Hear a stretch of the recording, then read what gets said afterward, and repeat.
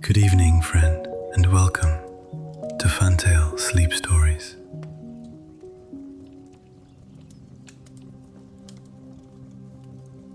Tonight we journey to the world of Warcraft, to a place suspended between stars and spellcraft, the legendary floating city of Dalaran. Once scarred by war and betrayal, the city now breathes quietly in the night. Magic hums through the cobbled streets. Lanterns sway over room-lit bridges. And high above Azeroth, something very rare stirs. A moment of peace. This is not a tale of battle or glory. It's a quieter story. Of quiet watchers. Of hidden corners. Of life returning after the storm. So settle in. Let the sounds of the city soothe you, and allow Dalaran's gentle magic to guide you toward rest. Let's begin.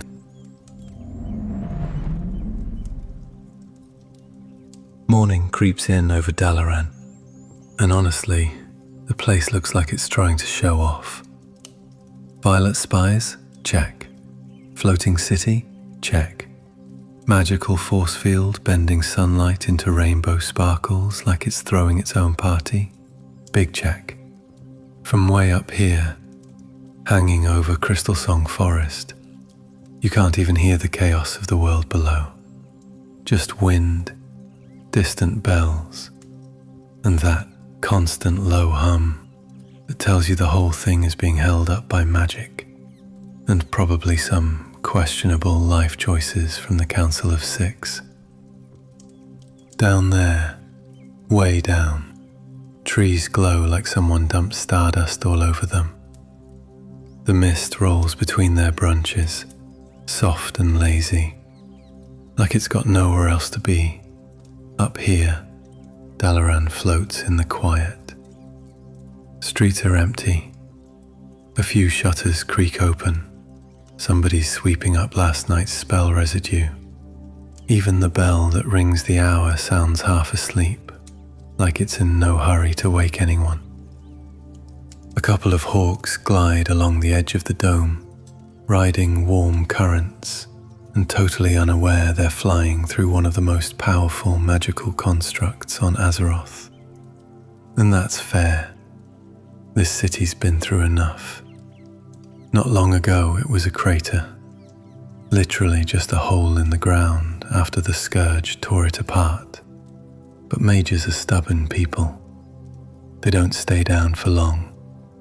Piece by piece, spell by spell, they lifted this place back into the sky, not because it was easy, not because it was safe, but because they couldn't stand seeing it gone. They worked through nights, lit only by candlelight and runes, arguing over incantations until their voices gave out, and somehow, against every odd, they made the impossible happen. Now look at it. Marble bridges catching the dawn light, banners fluttering with fancy purple sigils, little sparks of arcane energy skipping along the rooftops. Even the stones hum, like they remember what it took to rise again. There's a rhythm to it, a heartbeat you can feel under your feet. Quiet, steady, alive.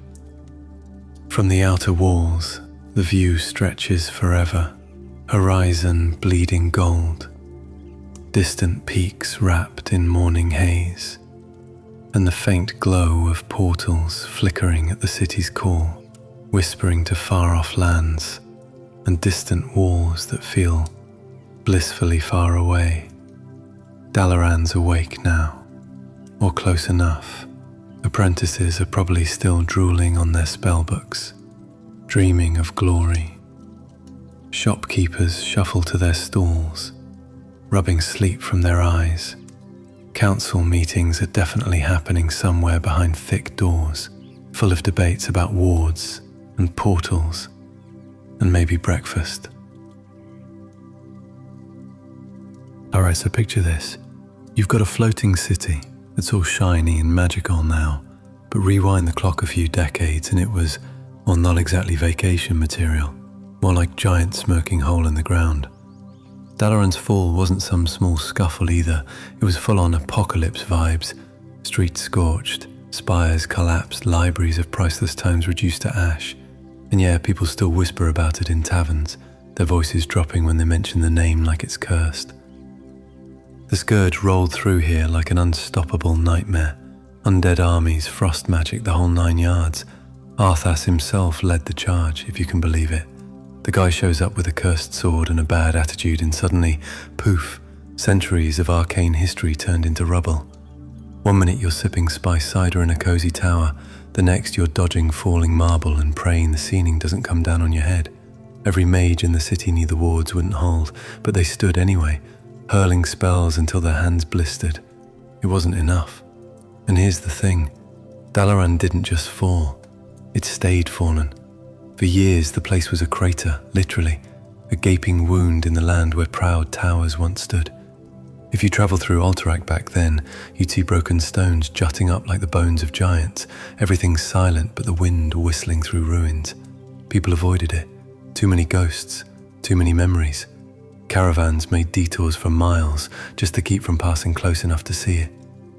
But mages, oh, they don't do giving up. It's not in their vocabulary. While the rest of the world kept moving, the Kirin Tor were already scribbling plans on scrolls, arguing about spell matrices and swearing they'd raise the city again, better, stronger, higher. And because they're mages, higher didn't mean metaphorical. It meant literally lifting the whole thing into the sky. They weren't just rebuilding walls, they were reinventing the idea of what a city could be. Imagine that. Centuries-old stone weighed down by history and regret, suddenly wrapped in runes and light, floating above the very crater it left behind. It wasn't instant. It took years. Failed rituals, endless debates, late nights fueled by way too much arcane coffee, and more than a few magical accidents that singed eyebrows and set tower roofs on fire. But piece by piece, spell by spell, they pulled it off. Carving wards into every brick, whispering incantations into every seam of mortar. So now, every time you walk these streets and hear that low hum under your feet, that's not just magic, that's stubborn hope turned solid. It's the echo of every mage who refused to let ruin be the last word. And yeah, maybe they're still cleaning up the mess. History is complicated like that, but tell me that isn't a miracle worth staying up to see. Look around. The floating bridges, the glowing sigils, the quiet pride in every face you pass. So here's where things get wild. The part where Dalaran actually lifts off. And I don't mean in some graceful, quiet as a feather way. Nope. This was messy, loud, and just shy of catastrophic. Sparks flying in every direction, runes screaming like angry banshees, every mage in the city sweating bullets and praying to whoever was listening that their math was right.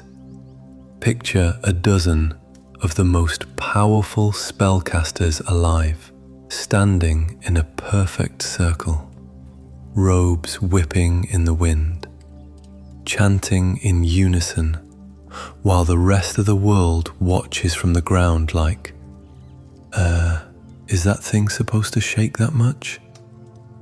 They carved runes into every street, every wall, every cobblestone, each one painstakingly linked to the next, until the whole city pulsed with a single heartbeat. Sigils glowed beneath people's feet. Crystals embedded in towers vibrated like tuning forks. Even the air smelled of raw ozone and burning incense, a strange cocktail that screened histories being made whether you liked it or not.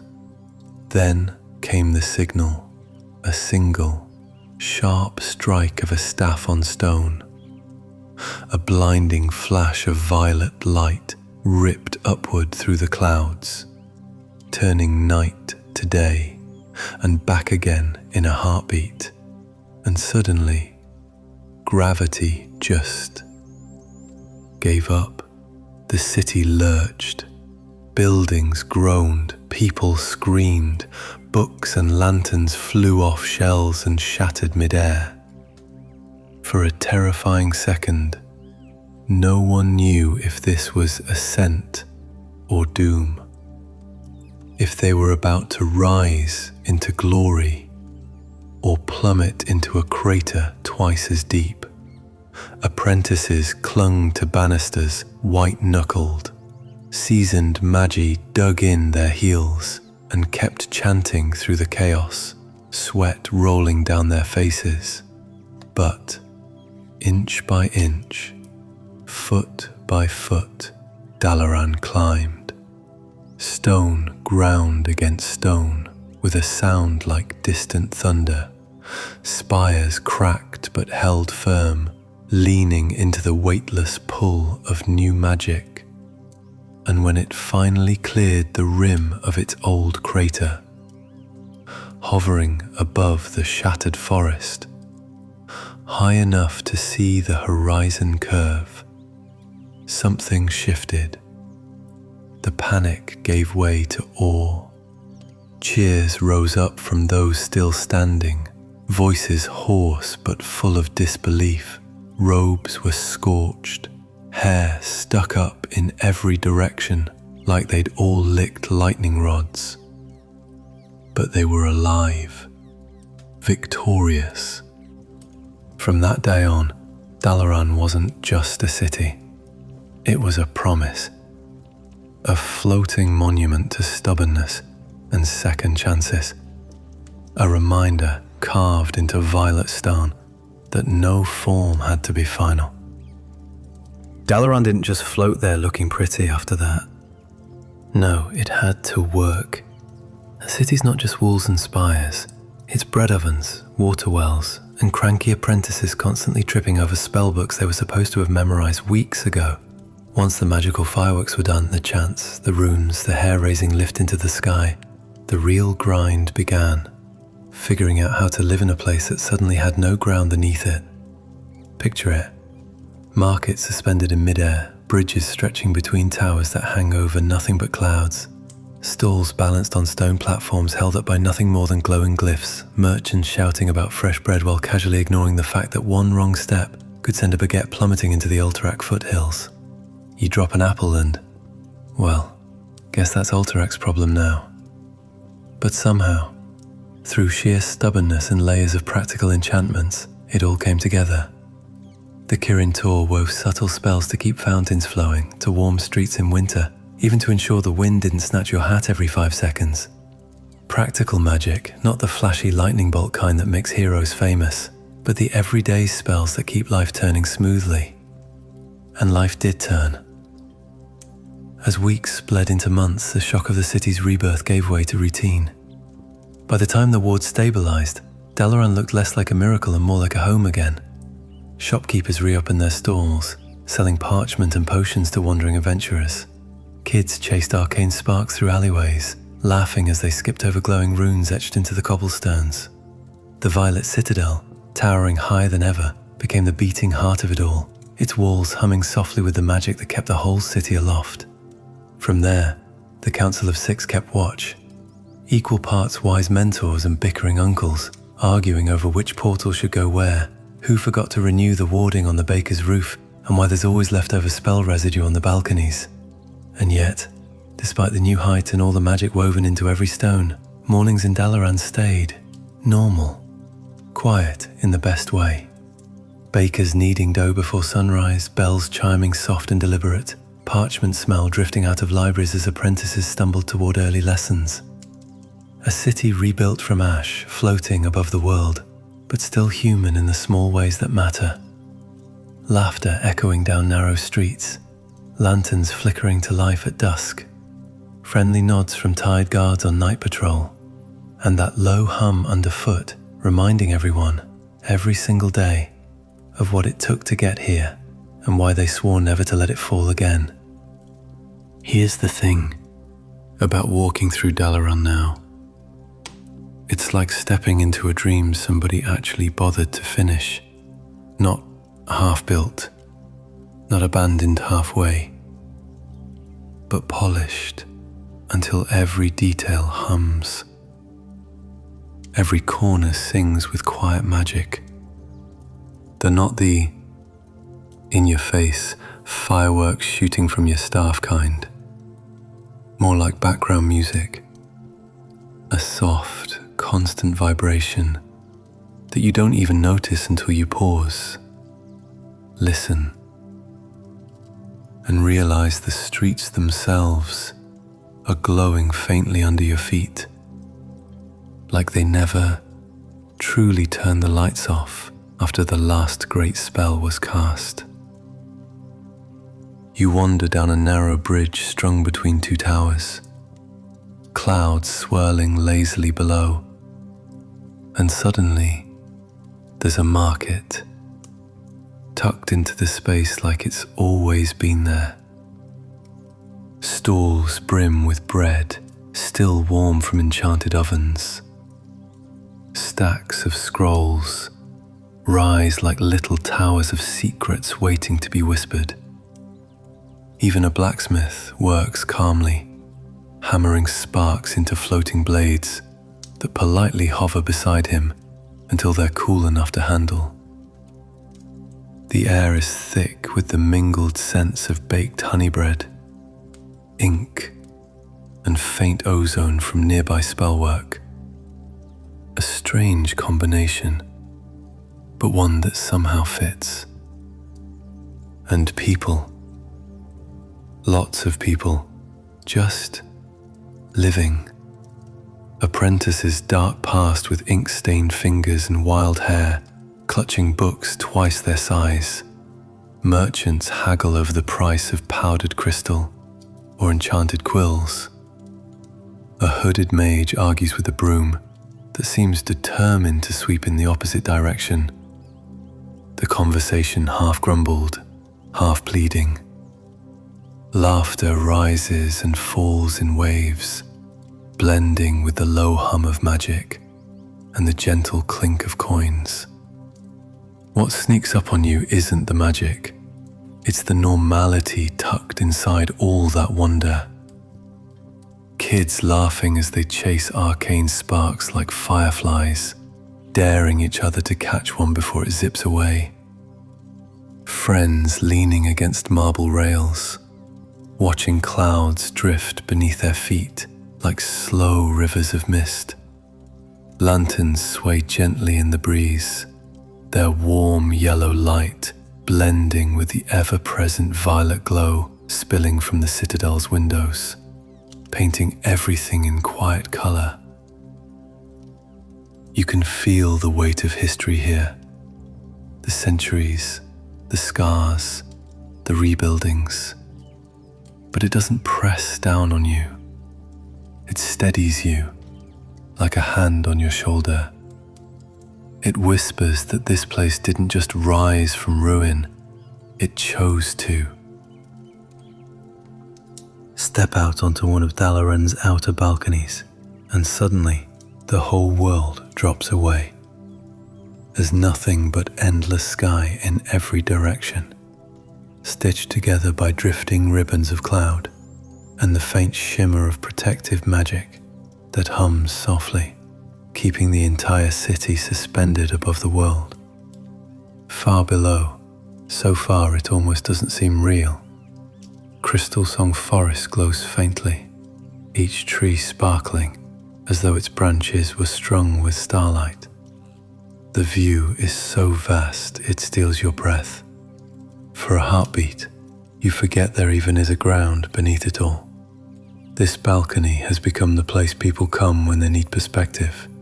Apprentices stumble out here after sleepless nights, clutching ink-stained robes and muttering about exams.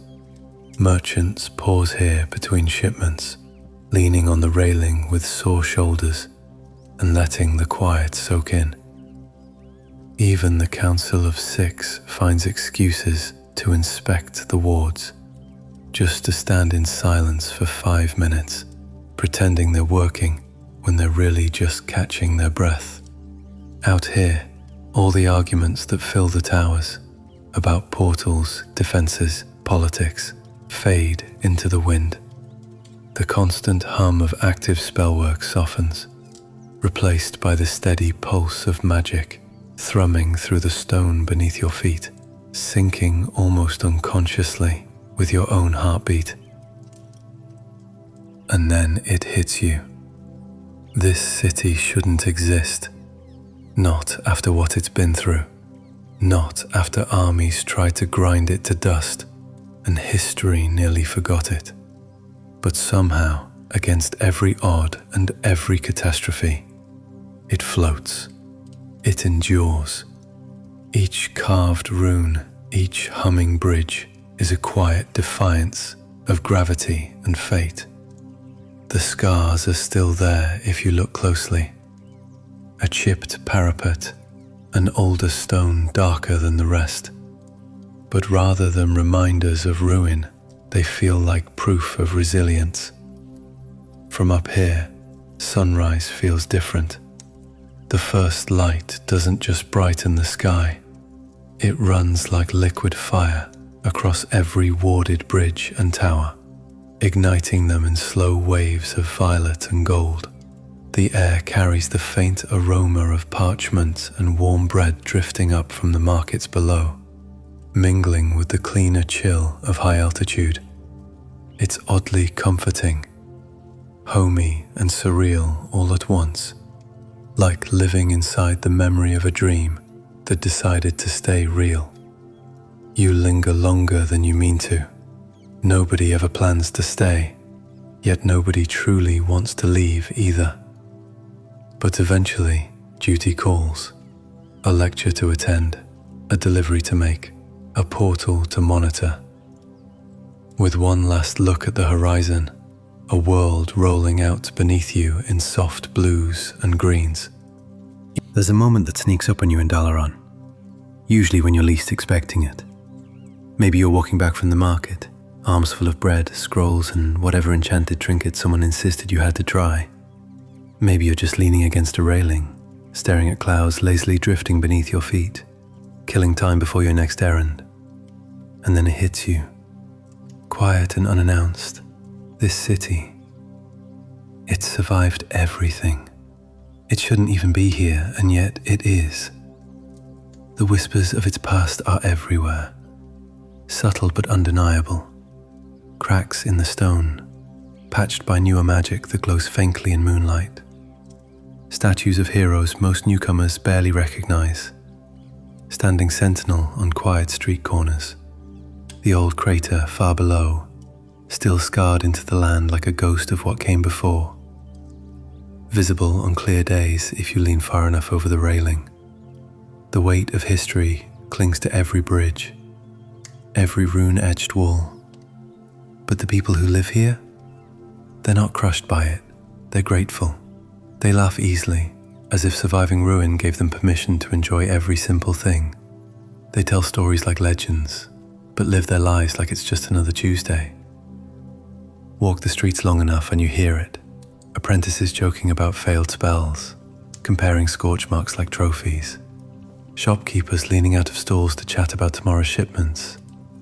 Arguing cheerfully about whose bread is fresher or whose parchment is cheaper.